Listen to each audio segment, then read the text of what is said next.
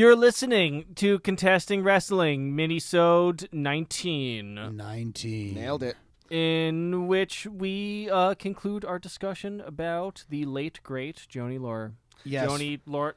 Yes, you got it right. Joanie Laurer, the ninth wonder of the world, known as China. Yes, reflecting on our episode 18 concerning her.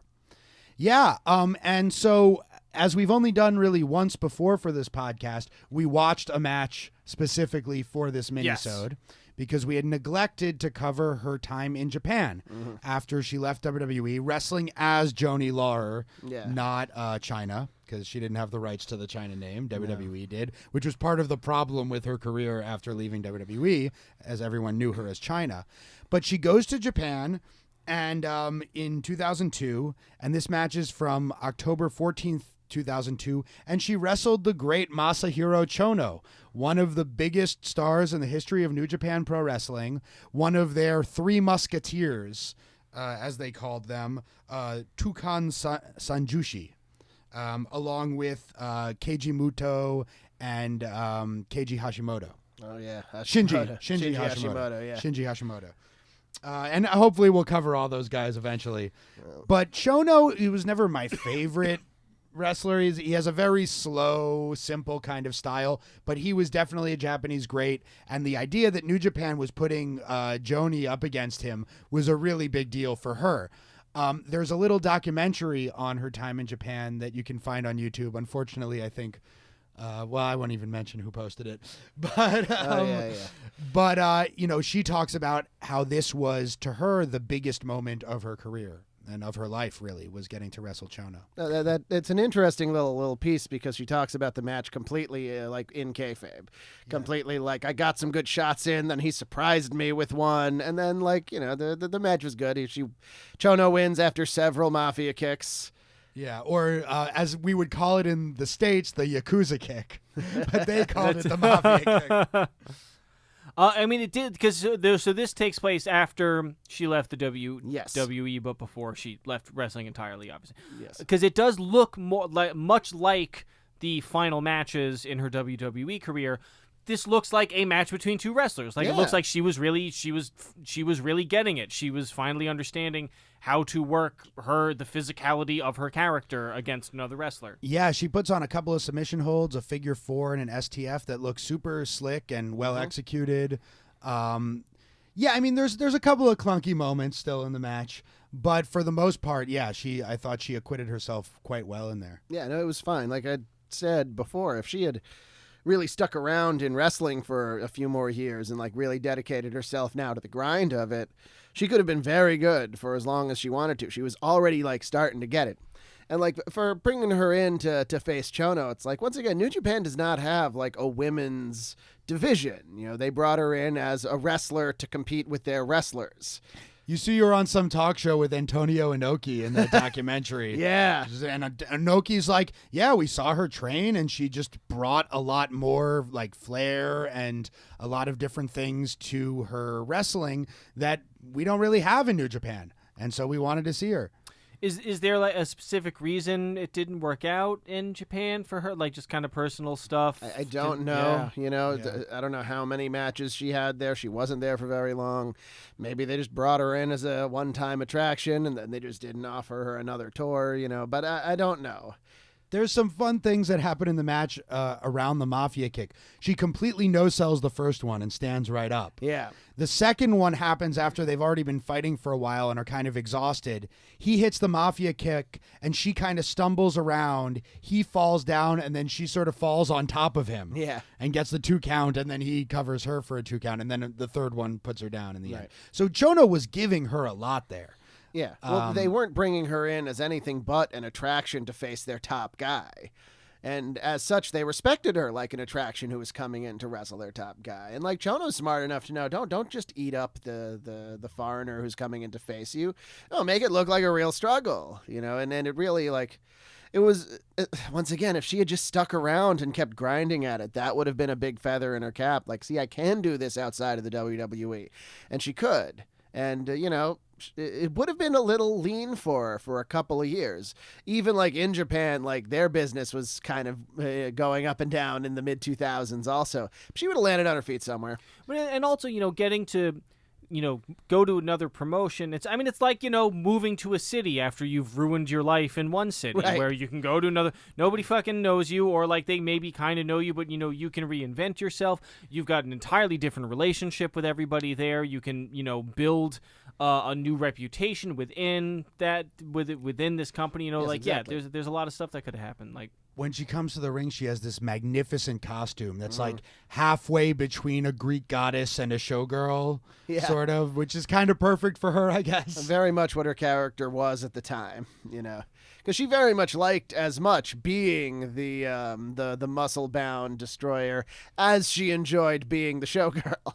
Now, we haven't, or at least I have not watched any Japanese women's wrestling, really. I've seen a couple great female Japanese wrestlers who came to the States and wrestle. But so is there is there a precedent? Like, are there big muscle bound Titan ladies in Japanese wrestling, or is it more sort of like the slimmer, quicker style? Not so much with the physique of China. Not so much muscle bound. There are large women. In Japan, the Bull Nakano and Aja Kong, and what was Bertha Faye's name in Japan? Monster Ripper. Yeah. Oh God, Monster Ripper, one of the most vicious heels in wrestling, and she was a white lady who came to. I think she was part Indian, right? But I'm not sure. When I was a kid, I thought, she's a white lady. In any case, she made a name for herself in Japan. Vince McMahon signed her to face Alundra Blaze for a series of title matches.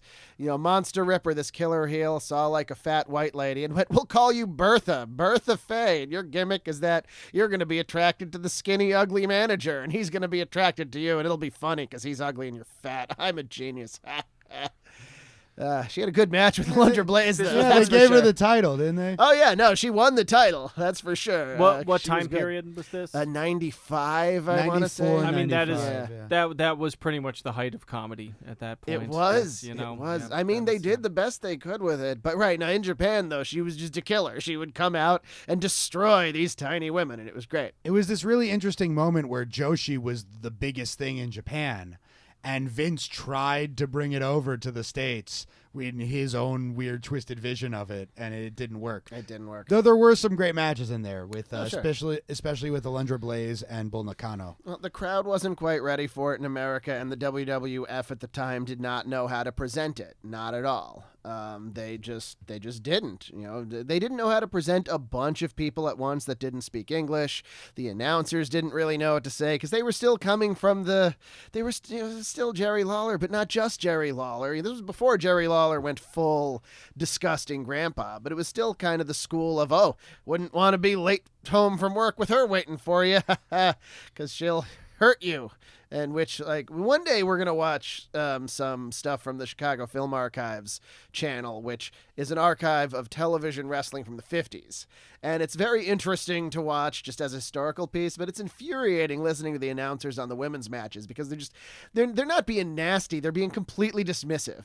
Completely isn't it hilarious that women are wrestling? Speaking of women wrestling, did you see that a woman won the national championship of amateur wrestling in some division? In the men's division, there's only a men's division, I guess. I think we're talking about boys and girls here. Boys and girls. Yeah, I definitely saw that. And that's right. Now, a weight class is a weight class, and she won at 105. So, all the people saying that intergender wrestling is unrealistic and this and that, well, here is a real example of a girl beating all the boys. So, shove it, Cornette. Or I don't know if it's Cornette. Well, I mean, Cornette's not a big fan of intergender wrestling, despite the fact that he semi-main evented a bunch of arenas with Baby Doll in the 80s. I mean, almost everything Jim Cornette criticizes, you can point to a thing that he did in that vein. He's and I'm not even trying to bury him that hard. It's a work. He knows what he's doing. He knows, I've stopped following any of his social media accounts, but I get suggested videos about his podcast on YouTube, and it's all him reviewing AEW stuff. And I'm like, so you hate this, but this is what gets you clicks, so you're going to be like, Cody and the Bucks are terrible. I'm like, okay, I don't care. And I do think that it's good that there is someone representing the old traditional style of wrestling, just so that that style and that way of doing things is preserved to some degree, along with all of the new revolutionary stuff. I just wish he wasn't so abrasively coarse about it. He could be like, I don't like this. Instead, he's like, these people should go die horribly. I mean, it sounds like, even for an older guy, Jim Cornette understands like the nature of the internet a lot more, in the sense that I feel like the internet is filled with people being like, I hate this thing that I dedicate hours and hours of my life to. I hate this thing that I made a fucking multi-hour YouTube series talking about. Like, how many fucking Steam reviews are like, this game is terrible, I put in 600 hours and I can't even begin to describe all the ways it disappointed me. Yeah, 100%. That's Cornette's shtick, It's like I said, I wish he was a little more accepting, but it's fine that he doesn't like it. And yeah, somebody needs to be. In any given art form, there's a certain time period in the past that's kind of accepted as this is irrelevant. But after a certain period of time, that fades away, and you can start plucking what you like about it again. And he is trying to, like, wave the flag for that style that, like, people have been rebelling against for about 15 years now. And in time, that style, it won't come back like it used to, but people will be more accepting of it again. So would you say that at this point in the general wrestling zeitgeist, so it seems to me that, like, the 70s is a non-entity. And that the 80s is still something that people are either nostalgic for or reacting against. Yeah, people will recognize the stuff that was really great in the 80s, but also recognize that it wouldn't work if you did it now. They'll be recognized by current wrestlers as, when I was a kid, I loved this, or like, this was cool in the context of when it happened. But you just can't do the same thing now. They're plugging things from it, like Velveteen Dream, airbrushing. Oh yeah, Roderick Strong's wife and child onto his tights, the way Rick Rude used to do. Well, not with the child. That's a bizarre and troubling addition, but. Well, the great thing about it in the context of Dream is he's doing it as the babyface. Yeah. Well, I'll put it to you this way. People will be referential towards stuff in the 80s that people will get that reference, but they won't try and actually work the same style. The 70s has been a non-entity since the 80s, pretty much. So since Vince McMahon brought the WWF to national prominence, everything that happened before that might as well have been 100 years previous. So Ring of Honor was kind of a throwback to the 70s and earlier when it started in some ways. In some ways. So it's not like, do you think that in 10 years we'll start seeing, like, the 80s will start to be a non-entity? Like, do you think that in 10 years, like, there's just going to be a generation of wrestlers that just doesn't give a shit one way or the other about Hulk Hogan? Well, I think the opposite, actually. I think in the next 10 years, we're going to see the style slow down a lot, and we're probably going to see a lot of wrestling a lot more like the 80s and earlier.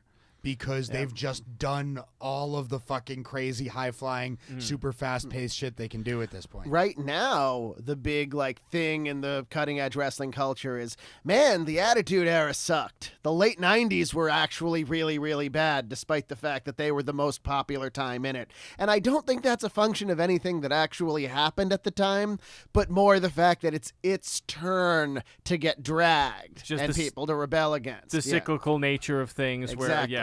NWA Power, which is kind of the smart fans' favorite new toy now, is an 80s throwback in a lot of ways. It's done this thing where it takes the presentation of 30 years ago and modernizes it correctly, because it's really easy to mess that up. It seems to me, the little of AEW that I have watched, it seems to me that AEW is sort of trying to be like, let's like take all of the things that have been good about wrestling, and because it seems like they are like, they'll have one match that's like pretty high flying and fast paced, and they'll have another match that's like a little slower and not necessarily in the it seems like they are sort of changing style to style it seems like they are sort of changing style from match to match. sort of to hit all those bases and then maybe not get caught in the trap of having the whole thing move into a high-flying style for a while and then slow down, or is that not I think case? they're throwing shit at the wall to see what sticks right now, to be honest. I don't think they really have figured out their identity as creatively yet. Well, I think you're both right. I think that they haven't quite figured out their identity yet, but I also think that what they're trying is having a bunch of different styles, one after another. Eventually, those styles may meld together to make what would be the AEW style. But, I mean, if you watch the WWE now, most of the matches look the same. Yeah, and I think AEW really got that from Beyond. Yeah. Right? Beyond was the like, Doc, you like to talk about how the cool thing about Beyond is if you don't like one match, the next match is going to be a completely different style. Yeah, and all of that is a culmination of the last 20 years of indie wrestling, trying to develop something outside of the WWE umbrella that's still pro wrestling, but doesn't have to live up to those the things that they do. There's a specific word that isn't coming to mind. It does seem like if I was gonna start a wrestling promotion as somebody who doesn't care for wrestling largely, it feels like it would be a better idea to have something that has a bunch of different styles under the umbrella, as opposed to it seems like a big part of the issue of the WWE is that the WWE will go through these large stylistic phases where all of the matches they're doing, not to say that there'll be no variety, obviously they'll have different wrestlers of different styles and that kind of thing, but it seems like it'll all kind of go in these ups and downs it'll all get a little faster and then it'll all get a little slower. It'll all sort of lean towards more of a high-flying thing back, and it seems like it would be better to have almost a variety show of hey, we're trying to appeal to all these different wrestling fans, and and you're all nerds, so even if you have a particular style that you like more than another, you'll enjoy watching all of it to some degree. So why not have oh, here's more of a lucha style match. Oh, here's a hardcore match. Oh. And I think WWE has been at its best in those in-between periods when they do have more of a variety show because they haven't quite settled on one style or the other. In the early 2000s, the so-called ruthless aggression period was a lot like that. The late 80s, early 90s, and the wane of the Hogan era when, wrestlers like Bret Hart and Shawn Michaels were coming up and they hadn't quite the new generation, what we grew up on. Those are the best periods of WWE for me, and they're exactly the times when they didn't have a clear direction. You mentioned the audience is all nerds who kind of can get all of it. One of the biggest problems with the WWE, which used to be a proper thing to do, is that they're trying very hard not to market to the nerds.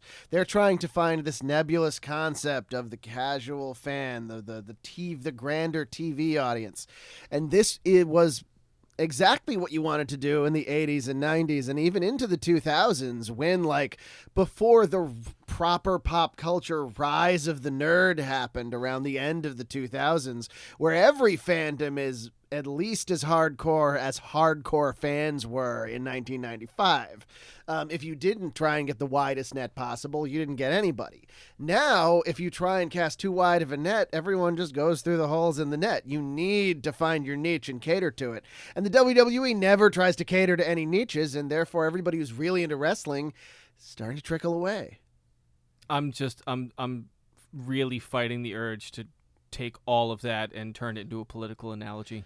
That's the Democratic Party, right? It really, holy shit. Well, it's not just the Democratic Party. It's what elected Donald Trump. As the Republicans were trying to be we're the party, right? And he's just no, screw all of you, vote for me. And they're like, well, they're not actually going to vote for you. They did. Yeah, he found a big enough niche. Exactly. That it overpowered all the other niches. Right. I was reading this really interesting article that was talking about something that we all knew intuitively, but it was just nice to read an article about it where it was just no, it doesn't exist. The swing voter.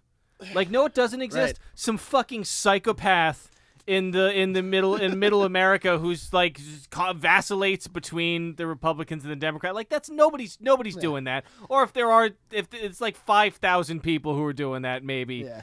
I could see that happening so much more. In like the first presidential election I was eligible to vote for was 2000, and if you watch the debates between Bush and Gore, like they agree on almost everything. Oh, yeah. And I could see people like, well, which one am I going to vote for based on the minutia? Well, maybe the Supreme Court picks, maybe this guy's personality will be better. But on the issues, they were very, very close, and that is not what's happening anymore. Yeah, if Sanders wins the Democratic nomination, which it's starting to look like he will, this will be the first presidential election ever where they really fucking disagree. Yeah, where it's like wildly different. Because the first election that I was able to vote in was 2004, and I didn't vote because I was just like, I was just looking at fucking John Kerry, and it was like they're talking about like, oh, like let's just have like this mushy thing that appeals to some fucking theoretical, like, you know, casual fan of politics. And I remember like I even left my house like so excited, and then on the way to the polling place, I was just thinking about it, and I was like, I'm not gonna fucking vote for this guy. Like I don't. You're give in a New York. You know who's gonna get. There's also that. Living in New York, it does not matter like who I'm gonna vote for. But it does. I mean, it does now. I would have still. Well, it's exciting because we actually have a competitive primary that we can all vote for. So speaking of the Attitude Era sucking, and I've been saying that the Attitude Era sucked way longer than anybody else. That's because you stopped watching before it really got cooking. Yeah, well, I don't know. I still like the early Attitude Era when Brett was still there. Right. Brett was very anyway. But actually something that was actually kind of good. So in the China episode, Doc, towards the end, you suggested that for the premium episode, we talk more about the angles she was involved in than the matches, and we didn't really end up doing that. We didn't really end up doing that, no. We talked about some. We talked about her and Eddie Guerrero. You had mentioned her stuff with Mark Henry. Yeah. Which I don't really remember that well. Do you want to talk about that a little bit? Sure. So they do a romance angle, between Mark Henry, who's at the time his gimmick was that he was a ladies' man. You know, they called him Sexual Chocolate Mark Henry, which, I mean, the name's a little cringeworthy now, but trust me, it was really in pop culture at the time. Like, nobody was like, this is insulting. It was like, yeah, Sexual Chocolate Mark Henry. Cool.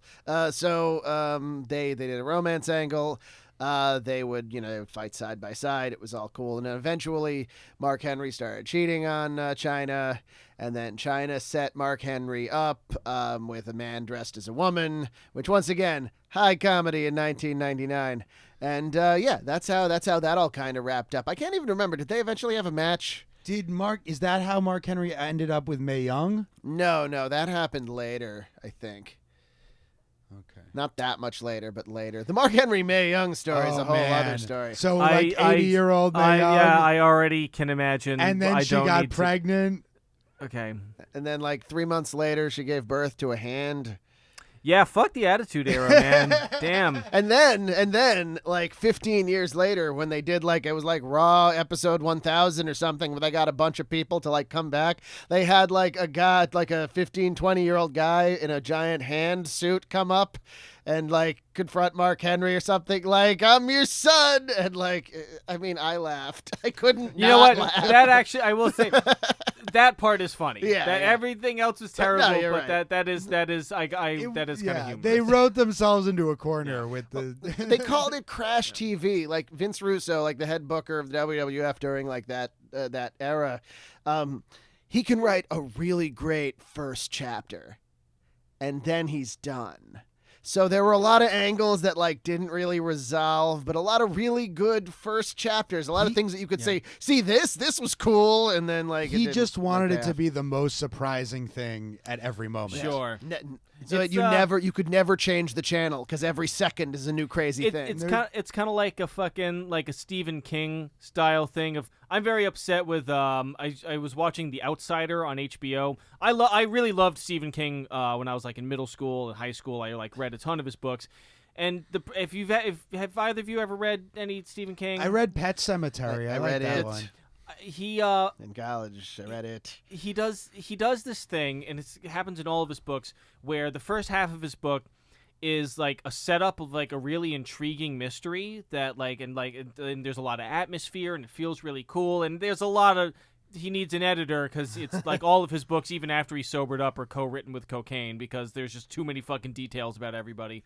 But then the problem is that then the second half of his books are, and the answer was it's a monster with a power set that perfectly explains all of the weird mysteries I was setting up in the first half. And I started watching The Outsider on HBO, which is based on one of his things. And I was like, man, like the first 2 episodes are fucking incredible. Like really well directed, incredibly well acted, all this stuff. The third episode introduces a character that like is written questionably, but is like played by this amazing actress. Like, and still really all this atmosphere, really cool stuff. And then you get halfway through it, and then you start learning what the monster is, and it's just like, oh, it's a monster with the power to fucking cheaply and stupidly fucking wrap up all of the intriguing plot lines we had dangling. Like, I would compare Russo's style also to like Family Guy. Yeah. Where it's just whatever fucking random thing which is supposed to be funny. Yeah. You know, and for a while it's funny. Like the first season of Family Guy, before the first time they took it off the air, sure, I really liked it.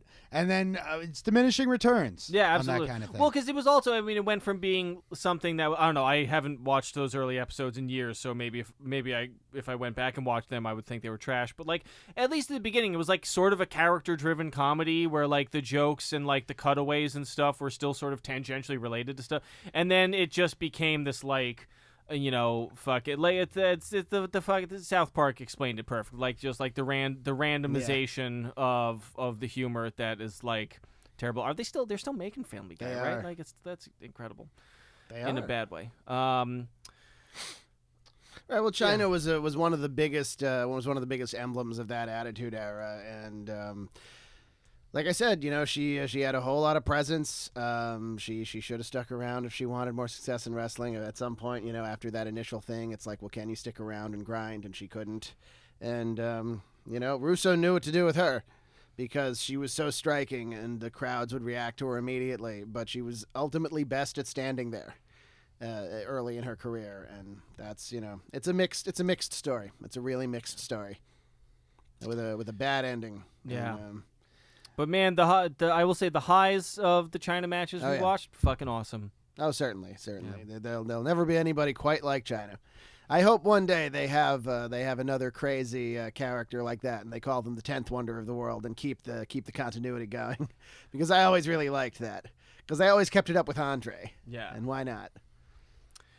I just want to plug that Dr. Ben Abelson will be presenting at the first ever WrestlePosium, an online scholarly conference about pro wrestling, presented by the Pro Wrestling Studies Association. It will be April 4th, which is WrestleMania weekend. And you can register at prowrestlingstudies.org. It is free and open to the public. You can watch on your computer as I talk about the poetry and pile drivers, pro wrestling as art. So check that out. And I'd like to plug, I'll be doing commentary for Star Pro Wrestling on March 7th in Sayersville, Pennsylvania. I'm not going to be wrestling on the show, but come down to the show. It'll be a fun event. Come say hi, not in the middle of a match, of course. I'll also plug, you know, just for us, if you want more contesting wrestling, if you really enjoy all of this, please join our Patreon. We put an extra full-length episode every single week up on our Patreon for $5 a month. You get a lot of extra content. And by now we have another, 15, 16 episodes on our Patreon. That's 24. We're actually, within the next week or two, we're going to hit a total of 50 episodes between the main feed and the Patreon. That's fantastic. We're great. We are great. Ain't we great? Ain't we great? Yeah. And, that's a deep cut. Yeah. Some people will get that. And also, if you listen to us on a platform that allows for liking, subscribing, or leaving comments / reviews, please do so, because that really helps us out. Really, boosts the algorithm or whatever the terminology is. And I don't know. Tell your friends to listen. Follow us on Twitter @ContestingW. for cool stuff. Follow me on Twitter if you want at Evan Burke, etc. Although these days it's mostly just me yelling into the void, and I'm not like trying to entertain anybody. I'm just trying to keep myself sane. But hey, That's maybe Twitter. that appeals to you. Yeah, exactly. That's the whole point of Twitter. Alrighty. And sometimes the void yells back at you. It does that actually on Twitter. It's mostly the void yelling back at you. There you go. Yeah. This has been Contesting Wrestling. Thank you. We love you.